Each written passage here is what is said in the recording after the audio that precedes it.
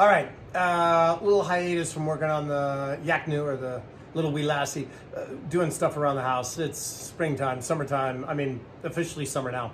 Anyways, I want to talk about something that I learned from another video. A guy doing stuff.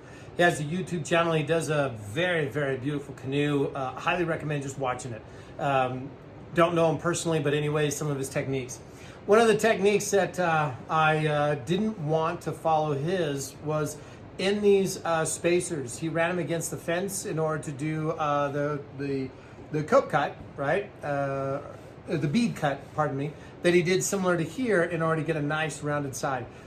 I've tried things like that, and I've always had them get caught and then they are flung across the room. So I was pretty nervous about that. So again, mine are just flat edges. However, I did want to, because I like that rounded edge, be able to use a roundover bit.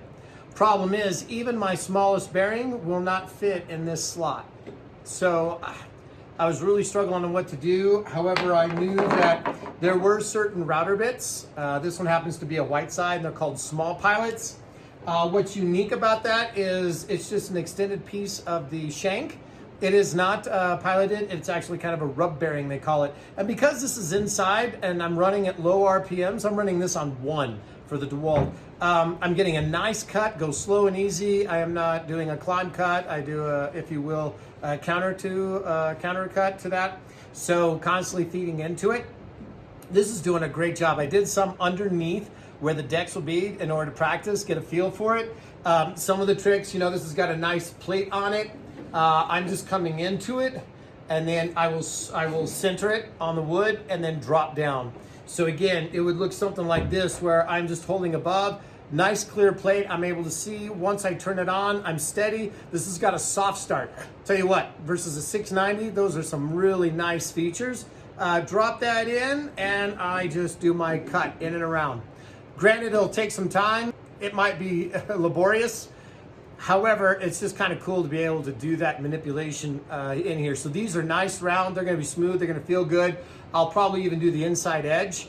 As a matter of fact, on my other canoe, I know that on the upside or the underside, if your legs are resting against there, you're gonna want that rounded out as well. It's just smoother on any body parts, knees, kneecaps, whatever it is, they kind of get caught underneath here. So now is kind of the attention to the details of the gunnels. Smoothing them out, rounding them out, making them nice and smooth. We're gonna go through clear coat everything on the inside, then we'll flip it and we'll start doing our wet sand ready for our UV protecting coat.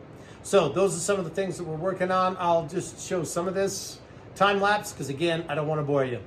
So let's get to work.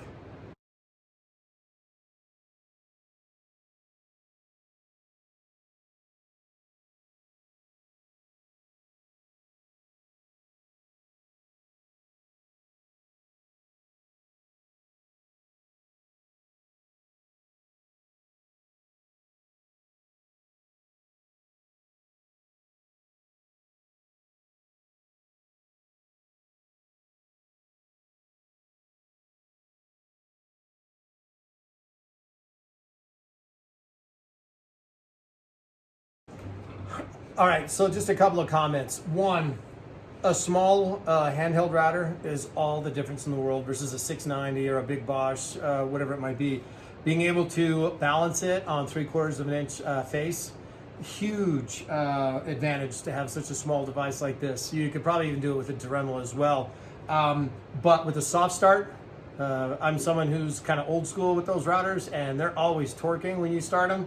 This is a dream, whether it's a Bosch, Porter Cable, DeWalt, I'm sure the brand doesn't matter, but those would be things to look at. Soft starts and control your RPMs. Again, I'm running this on the lowest setting so that I'm able to just drop in, just real smooth and easy go around.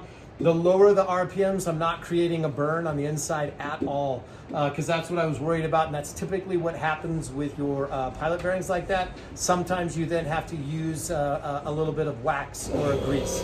Something to think about.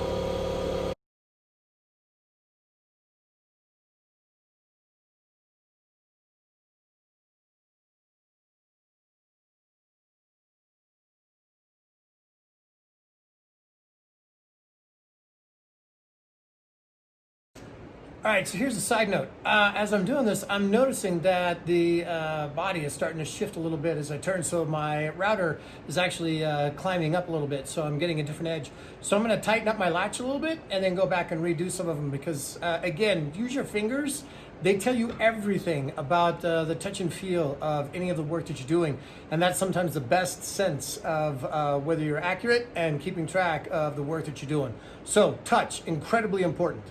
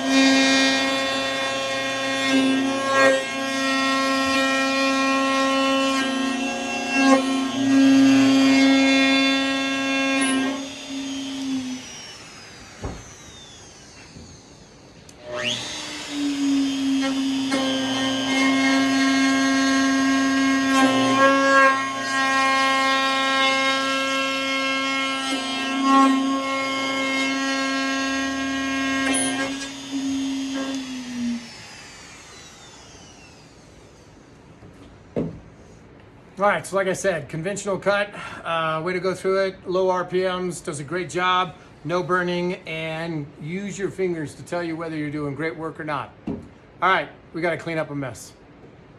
Now there's an important step that I forgot to mention or videotape that really made the routing aspect easier.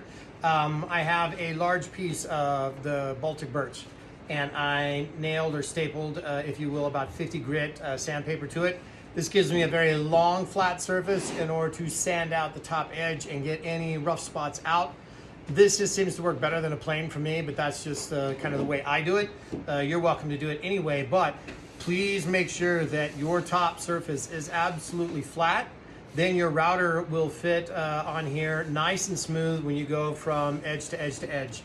So I apologize for not showing the sanding aspect, but again, it's just long, big strokes with this in order to get everything super flat and sometimes even across if you so desire. So make sure you do that, then do your routing.